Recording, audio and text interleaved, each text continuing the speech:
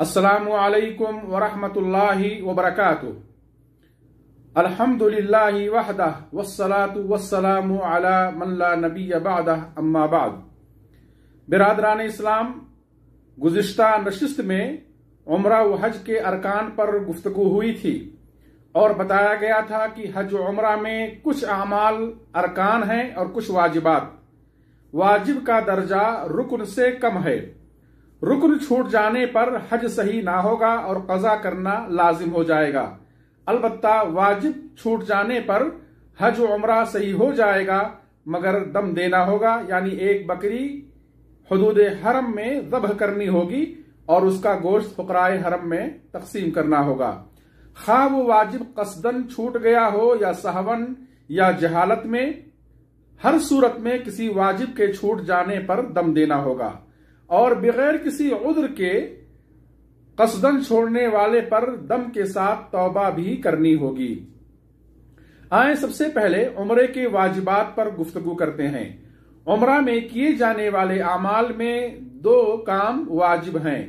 पहला ये है कि अगर कोई आफाकी यानी मिकात से बाहर का बाशिंदा उम्रा के इरादे से मक्का आ रहा है तो उस पर वाजिब है कि वो मिकात से उम्रा की नीयत करे, यानी इहराम बांधे। नीयत ही दरअसल इहराम है। अगर कोई शख्स मिकात पर नीयत किए बगैर उसे पार कर गया तो लाजिम है कि वो मिकात वापस आए और वहां से नीयत करे, यानी इहराम बांधे, वरना दम देना होगा।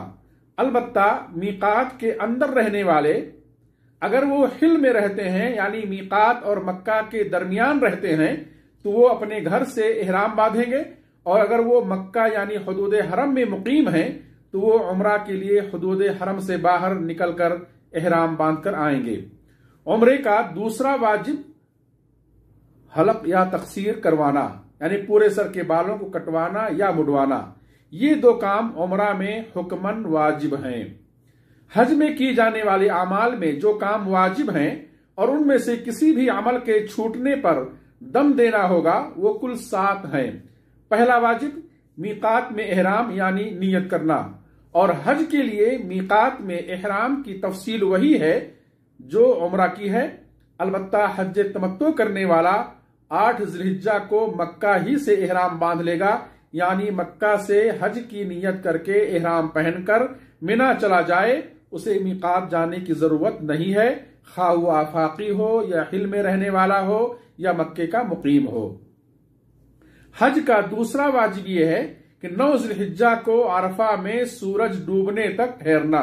अगर कोई हाजी सूरज डूबने से पहले अरफा छोड़ दिया, अरफा से निकल गया, तो उस पर दम देना वाजिब होगा। चौथा वाजिब यह है कि अय्याम तशरीक 11, 12 और 13 ज़िलहिज्जा की रातें मिना में गुजारी जाएं। अलबत्ता रुख्सत है कि 12 ज़िलहिज्जा को ही मिना छोड़ सकते हैं, बशर्ते कि 12 ज़िलहिज्जा का सूरज डूबने से पहले मिना छोड़ दिया जाए। पांचवा वाजिब जमरात को कंकरियां मारना। तफसील यह है कि 10 ज़िलहिज्जा की तारीख में सूरज निकलने के बाद सिर्फ बड़े जमरे को 7 कंकरियां मारेंगे और 11, 12, 13 ज़िलहिज्जा की तारीख में तीनों जमरात को 7-7 कंकरियां जवाल के बाद मारेंगे। छठवां वाजिब हलक या तकसीर करवाना, यानी पूरे सर के बालों को कटवाना या मुड़वाना। और हज का 7वां वाजिब यह है कि मक्का के बाहर से आने वाले हज के बाद मक्का छोड़ने से कबल अलवदाई तवाफ करें, जैसा कि रसूलुल्लाह सल्लल्लाहु अलैहि वसल्लम ने फरमाया, ला यनफिरन्न अहदुन हत्ता यकून आखिरु अहदिही अत्तवाफ बिल बैत, रवाहु मुस्लिम। कोई शख्स उस वक्त तक ना जाए जब तक कि आखिरी बार तवाफ ना कर ले। हाँ, अहले मक्का अलवदाई तवाफ नहीं करेंगे।